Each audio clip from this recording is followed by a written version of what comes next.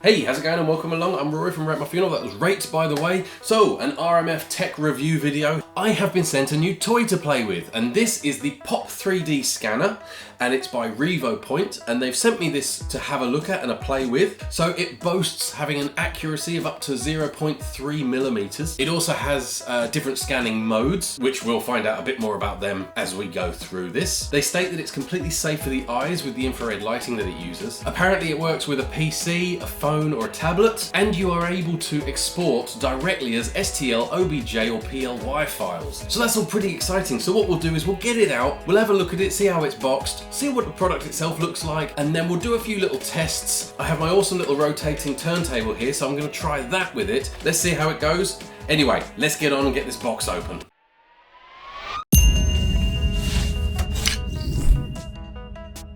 No messing about today because I don't have time.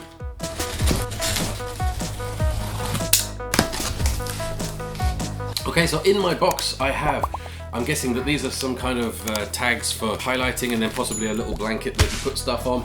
We've got some form of bracket. We've got a test model. This is obviously, I think it's a David head. I don't know if that's the right name. Who is that? Tell me in the comments. I'll take him out of the bubble wrap so you can see in a minute. Oh, and that is the scanner itself. So that's coming in a nice little box there. Box. And then in the bottom of the box is another box. It's a box within a box within a box. And inside this box is another box. Power. It comes with its own turntable. Check it out, look. It comes with its own turntable, so I don't even need my own one. Okay, excellent. So that's the power supply. Right, okay, cool. So I have a turntable, I can make that spin. I've got to do it.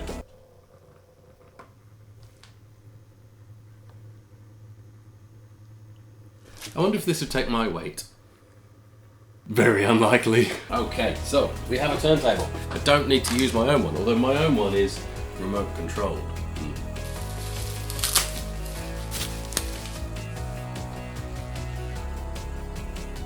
Very smooth. Okie dokie. So just for clarification, the scanner itself is this, and this is what you get if you buy just the scanner. However, they come in kits, and basically what I've got here is the Pop 3D starter kit, which is why it comes with the turntable and the few extra little bits. There's also an advanced kit which comes with a few more bits, including a tripod for the scanner that contains a phone holder, so you can involve your phone as well. Now, let's have a look inside the box. Just to be thorough, I'll give you my impression of the box. It is a nice feeling box, and it's got a nice shiny logo and everything on it. It feels like a decent product at this point, definitely. Yep, and it is very well packaged. It looks very nice and neat. We have obviously a warranty card. There's a quick start manual. In here we have the scanner itself. We have a little tripod. That's a nice little tripod. And we have some cables for connections.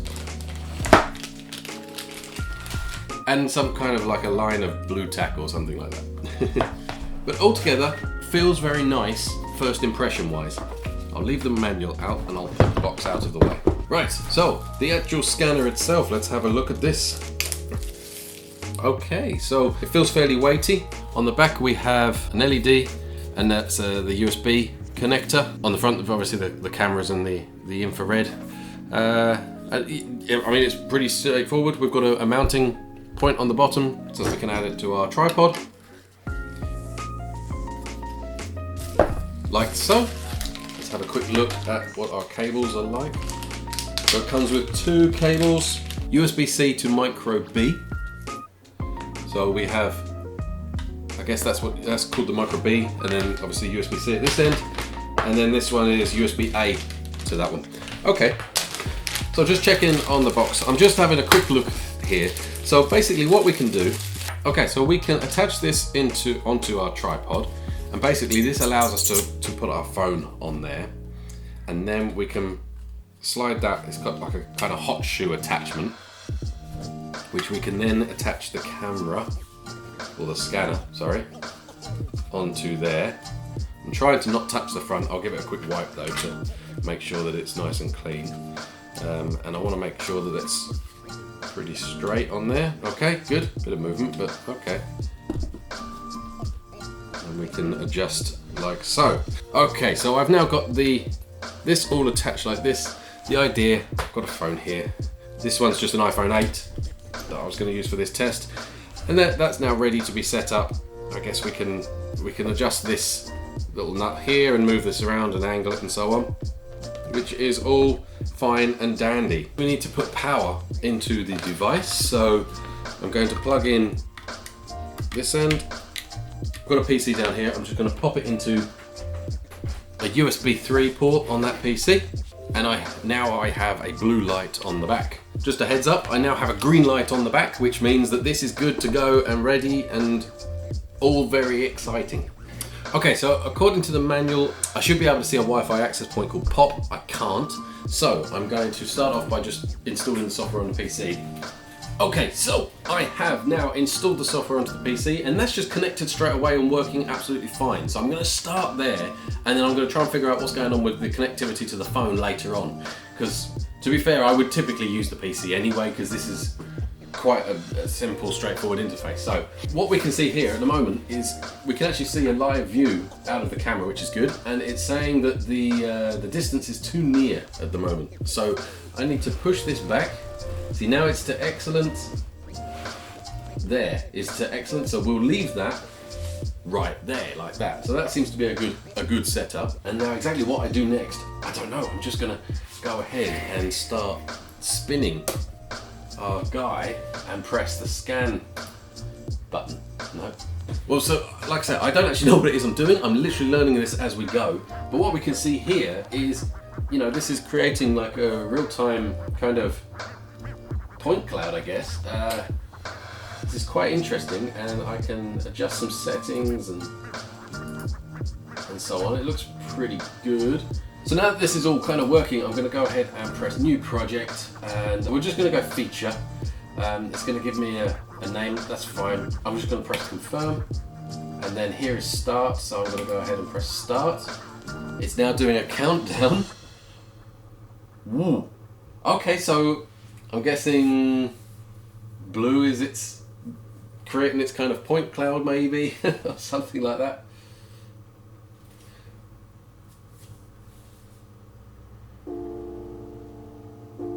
And the green is the area is not scanned, is it? It's kind of hard to tell. It's very exciting. This is absolutely new to me. I've never done this like this before, so it's just really, really cool. Okay, so I was wrong about the colouring. I don't know yet what the colouring actually means and so on. Again, also I don't know how many kind of times you want to let it go. So it's coming up to frame count that many. So I'm probably just going to go ahead and press the stop button and say complete. So now it's building its point cloud. I'll turn him off for the minute. It's having a good think about it. I'm guessing the longer you leave it, the more dense this point cloud will be. And also something that I've just spotted is, I'm not sure why I didn't spot this before, but I appear to have cut the top of his head off. And I don't know quite how that's happened, because it's on there in the preview, but it's not actually in that lower image. I think I need to do it again, but move it a little bit further away. Let's do a new project. Same thing again. Right, this time we're going to move him further away. And let's make sure we don't lose.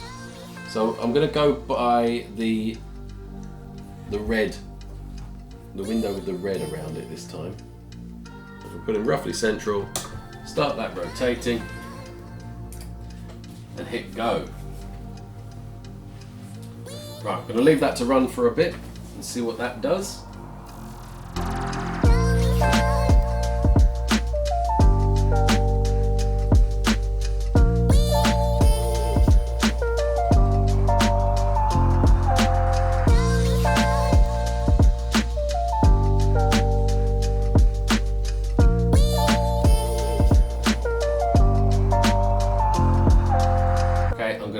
And hit stop now, press complete, switch that off.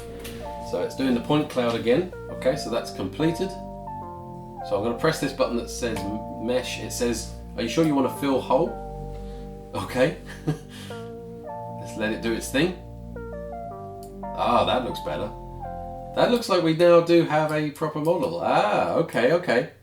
This one for texture, we're not worried about. So now I'll export it. I'll export it as an STL. So now in Cinema 4D, I'm going to drop my STL into the scene and press OK. And there we go. Oh, that is so cool. Obviously the orientation is a bit crazy, but that would be fairly easy to fix. And it's hollow. Oh, that's actually really cool. So let's just go BN. That's how much detail is in there. So what you would definitely want to do would be, once you've done that, obviously spend a bit of time kind of tidying the mesh. But in all honesty, it actually looks pretty good. You know, like I say, I'm fairly new to all of this, but from things I've seen about scanning 3D models like off phones and stuff like that, it looks like a really good mesh. That's really impressive. So just as a point, you do not need Cinema 4D for this. I have literally, that's just the 3D software that I use a lot, so therefore I just dropped it into there to see what that would look like. What about my 3D printing slicing software? So this time I'm just going to take that STL and drop that straight into this, which is Prusa Slicer. Now, there we go. I've got to be honest, that's actually insanely impressive. So I'm just going to go ahead and slice that. Hang on, I'm just having some camera issues here because I'm getting confused with my controls. But look at that, look, ready? So that's turned it into a completely full 3D object. Obviously in real life I probably wouldn't have it quite so much infill, but there we go, look at that. So I've got to be honest, that was actually so much easier than I thought it would be. I am really impressed, and this is making me quite excited for other things that I could now turn into 3D models really, really easily. Gonna have to do some tests on it. Gonna have to do some tests. So let me find something that could be quite interesting. Okay, so first point in regards to the wireless connectivity. Bit confused here because I actually got it the wrong way around. You set a hotspot on your phone and you have this connect to it. But you have to name your hotspot a very specific thing. But I'm not going to mess around with that right now. I am just going to stick with just using the PC. That is doing the job absolutely fine. I can't see a reason why it wouldn't be a problem, but it's working fine. So I'm going to go with that. So I'm now going to give this guy a little try. And this is my Doc Brown Funko Pop that's been sat up there. And it's a little intricate, so I don't know how well it's going to work. But I want to try and give it the best conditions, right? So I have a little pedestal. He's going to stand on that. That's going to go on there. We have a light. So he's nicely illuminated, and I'm also going to try doing it in multiple positions with the camera and see if that helps give a really good scan. So firstly, we can look on the screen over here and get a rough idea of how close we need to get before it says too near. There we go, something like that. Now you'll notice I'm using a much more simple backdrop. Yeah, there's some plug sockets in there, but it is at least a relatively white backdrop. So I'm going to set him spinning, and I'm going to do a couple of rotations from now.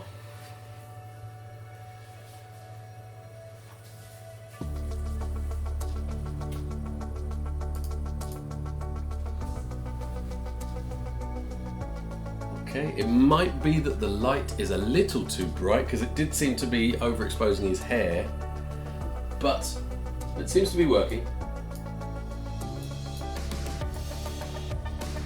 I'm going to leave that on auto. I was just hitting those buttons there just to see what that did. So one of the things that I think it's having trouble with is there's kind of clear plastic in the goggles.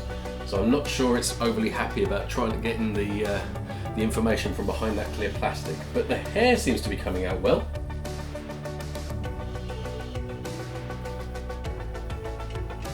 Okay, so that is the top. That's done one rotation. So I'm going to go ahead and press pause. And now I'm going to change the position of the camera.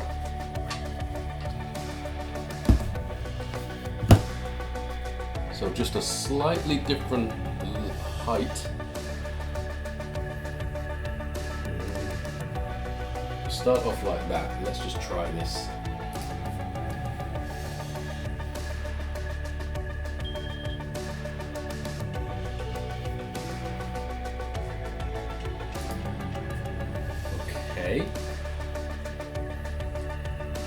So I'm hoping that's filling in a little bit more of the detail around the body. It does not seem to want to collect. He's got this kind of electricity going between the two probes in his hand, and it doesn't seem to want to grab those. But we'll give it a chance. Okay, so now I'm going to try at another height. I'm just going to keep sort of positioning this around and seeing what it does.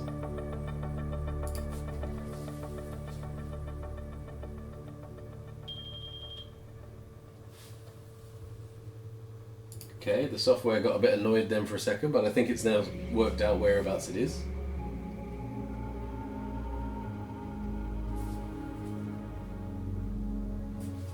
I think I'll add a little more light over here.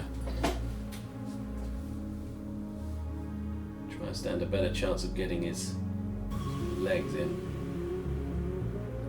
We are picking up the edge of the turntable now, but I'm not too worried about that. Okay, so I'll hit pause again. Now I want to try and get it sort of more looking up. I might even just hold this by hand. Maybe something like that. We'll see what it thinks. It might not like me holding it, I don't know.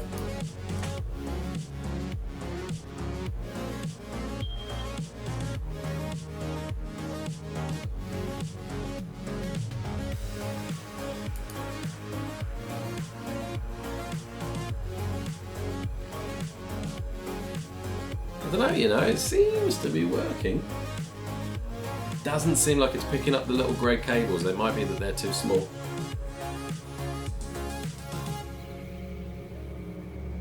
But it's now definitely got the underside of his chin. Okay, so there we go. I've done something. Because this is what I do, I forget myself and I press buttons. I did do something where I've ended up with some random points up there, but well, we'll see what happens. So I'm going to go ahead and press the mesh button. And let's see what this does once it's finished meshing around. Alright, okay. So I mean the eyes have gone a bit bizarre, but like I say, there's some glass behind them. So then they're definitely not perfect for it. There we go. I'm just trying to get to grips with moving the mouse around. So it doesn't pick up the little cables or the blue, so it might be that it just doesn't like translucent materials, which I guess makes sense. But yeah, that's come out pretty cool. I really love this. I love this idea. We're going to try the other one. So I've got a Peter Venkman. Actually, cancel that. Restart. New. We're going to include colour this time. Why not? Let's see what it looks like. Okay. So, I mean, it looks cool on the preview image, all right, already, yeah. So let's go ahead and say rotate, and I'm going to set this going. Let's see what it does.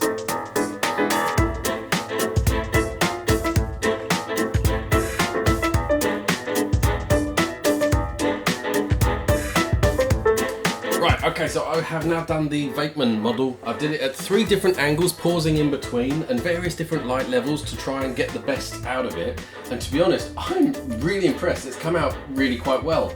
There's still a few gaps, and I think that, you know, with a bit more tweaking and a bit more effort, I could definitely improve that. But I'm going to go ahead and press mesh, and let's see what that is going to come out like. So, I mean, considering that was just a scanned model, that's actually really kind of cool. I don't know, I think that's really fascinating. And, you know, I could now chuck that into the 3D printer and print that out as a model and paint it or whatever, if I wanted to. Or I could 3D model a hat that would specifically fit on the geometry, you know, so there's some cool stuff you can do with that. So yeah, that's actually really quite impressive. Oh, I like it a lot. And just out of interest, I'm going to throw it into my slicer. Obviously this is without any kind of tweaking or anything like that, but just to have a look and see what it looks like in the slicer. Yep, that is pretty cool. That is a 3D model, without a doubt. And I can go ahead and slice that. And boom, there it is. Nice. I like that. That's really cool. Okay, so as you can see, it is a pretty cool bit of kit. It definitely's got a small learning curve. So the first one I did, which was this guy here, was pretty easy and it came out really well. The mesh actually was really impressive. But I'd say this being a white object was absolutely optimum conditions. So I would say you definitely need to ensure that you create the best conditions possible. And I think that there's a lot more techniques that you can probably do to get better scans. So I'm gonna play with it more. I'm gonna learn a bit more about it, and then I think I'll revisit it and see if I can pass on what I've learned with how it works. Because this isn't a training on how to do this. This was just, what is this piece of hardware like as a brand new user, never done anything like this before. And to be fair, it's actually really quite impressive how easy that was to get going. And it's nice that I can just get those files straight out onto the PC and get working with them. Now, all of the information that you need to pick one of these up is down in my description, and there is a voucher down in the description, which is valid until January the 15th, 2022. So you've got a couple of weeks, you can get this a little bit cheaper. And honestly, it's a cool bit of kit. If you are looking to do 3D scanning, this will do the job. I'm actually really excited to get playing with it a little bit more. So yeah, like I say, make sure you check down in the description for all the details you need in how to pick one of these little bad boys up. Okay, well, brilliant. Well, thank you very much for joining me. I do hope you enjoyed this video. If you do, hit that thumbs up button. I really appreciate it. Also, if you want to see more cool stuff on the channel, hit the subscribe button. Hitting the little bell will notify you when I put up new videos. They come every now and then. And all that is left for me to say is have a wonderful Christmas and a very happy New Year. Unless, of course, you're watching this after Christmas, in which case just ignore that I just said that. And I'll see you in the next video. All right, cheers. Bye for now.